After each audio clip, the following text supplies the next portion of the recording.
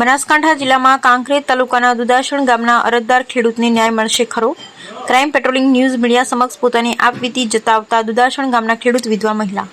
બનાસકાંઠા જિલ્લામાં આવેલ કાંકરેજ તાલુકાના દુદાસણ ગામના ખેડૂતનો સર્વે નંબર 366 પાસે બનાસ નદી આવેલ છે અને આ માલિકીના ખેતરને અડીને ખેતરાવ રસ્તો આવેલો છે, જે નદીનો લીજનો રસ્તો આવેલ નથી. તેમ છતાં કોઈ પણ મંજૂરી લીધા વગર કે કોઈ પણ સહી સંમતિ લીધા વગર આ ખેડૂતની માલિકીની જમીનમાં ખેતરમાં બિનકાયદેસર રીતે પ્રજાપતિ નીતેશભાઈ પાટણવાળાએ લીજનો રસ્તો માર્ગ બનાવી રહેલ છે, જે અમો અરજદારને ખબર પડતા અમો અમારા ખેતરમાં ગયેલ અને આ સામાવાળાને ના પાડેલ ત્યારે તેઓને અમોને જેમ તેમ બોલવા લાગેલ અને અમોને કહેવા લાગેલ કે તમારાથી જે થાય તે કરી લો, અમે તો આ રસ્તે થઈને કાયમી માટે ચાલીશું, અમે અમારી લીજની તમામ ટ્રકો આ રસ્તે થઈને ચલાવીશું અને તમારાથી જે થાય તે કરી લો, અમો તો મોટી લાગવત ધરાવીએ છીએ, અમારું કોઈ ફેર પાડી શકશો નહીં.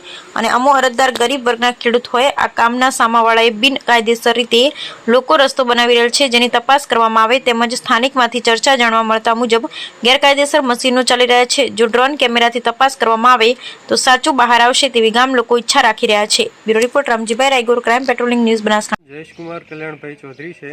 મારા બાપ દાદાની જમીન, જે મારી મમ્મીએ વાત કરી એમ, એ જમીનની અંદર નાનો રસ્તો હતો, જે અમે ચાલ ગાડા વાટની અંદર, અને એ ગાડા વાટને એમણે પહોળી કરી અને ગેરકાયદેસર રીતે અમારી જમીનની અંદર નુકસાન કરે છે, પાક નિષ્ફળ જાય છે. એવા બધા કારણોસર અમારે આ અરજી કરવી પડી છે, માટે અમને સહાય કરવા વિનંતી.